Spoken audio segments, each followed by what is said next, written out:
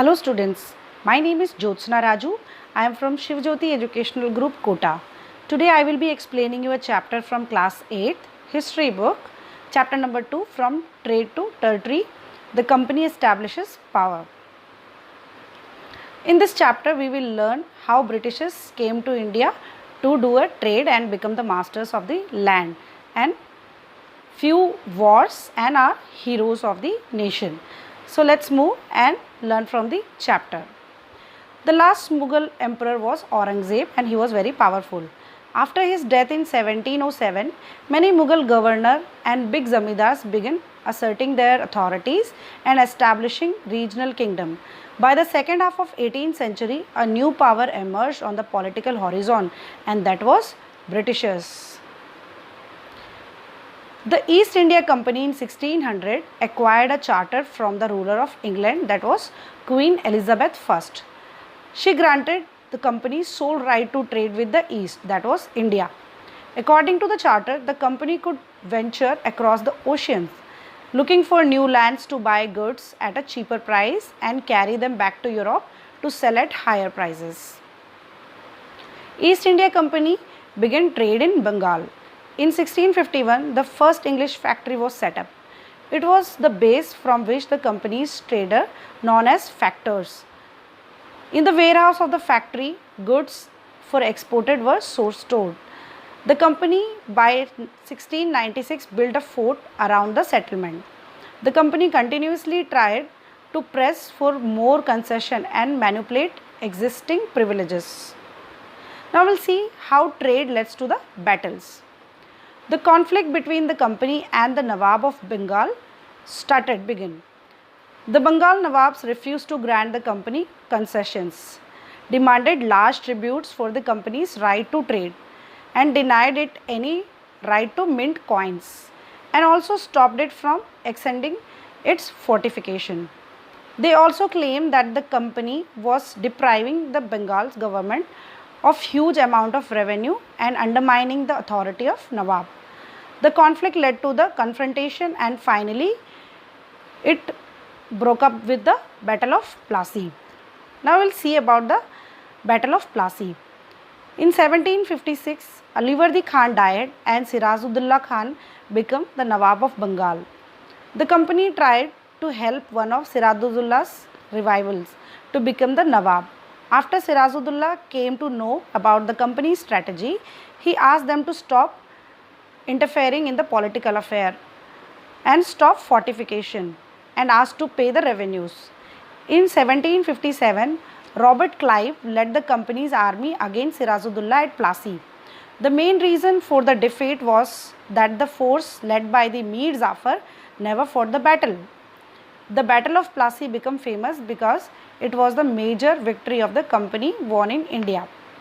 The prime objective of company was expansion of trade.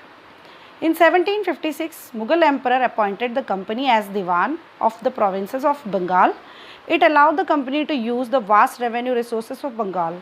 From the early 18th century, the company's trade with India has expanded, and goods from India had to be brought with the gold and silver imported from Britain. Now we'll see how company officials became Nawab. After the Battle of Plassey, the company officials forced the actual Nawab of Bengal to give land and vast sum of money as personal gift. When Robert Clive left India, his Indian fortune was very high. He was appointed as the governor of Bengal. Next we will see company rule, how company rule expanded. After analyzing the process of annexation of Indian states by the East India Company from 1757 to 1857, certain key aspects emerged.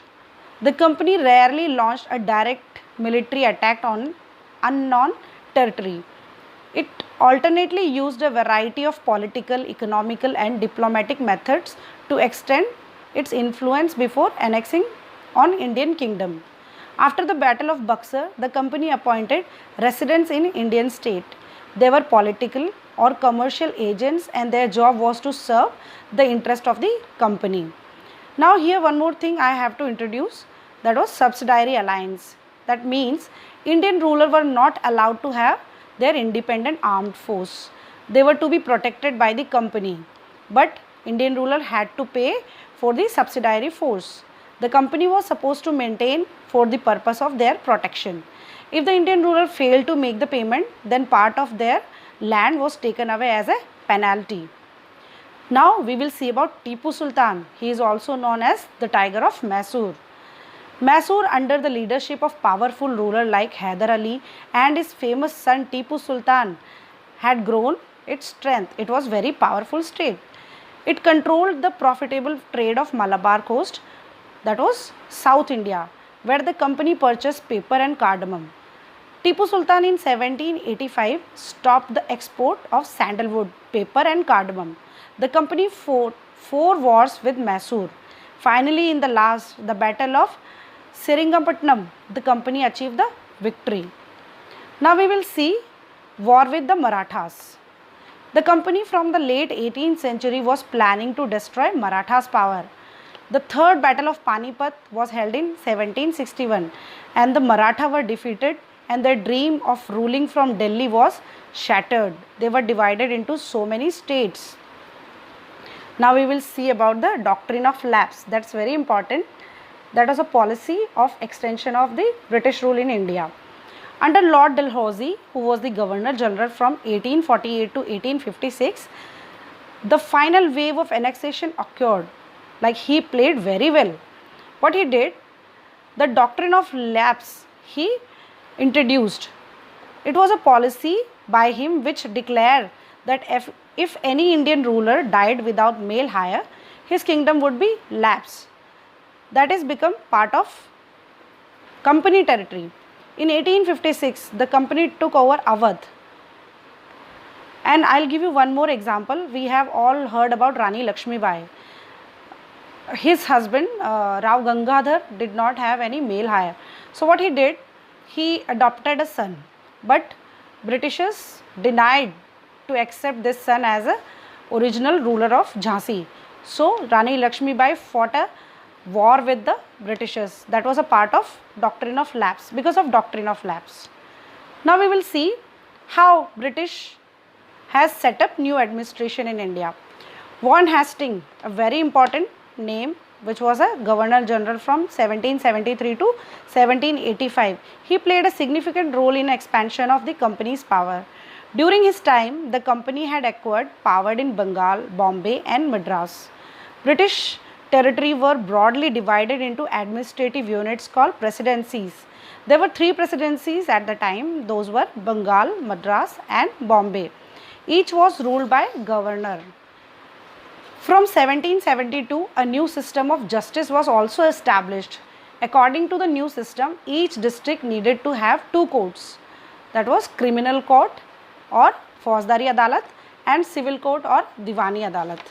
Now, moving towards the conclusion of the chapter, the East India Company was transformed from trading company to a territorial colonial power.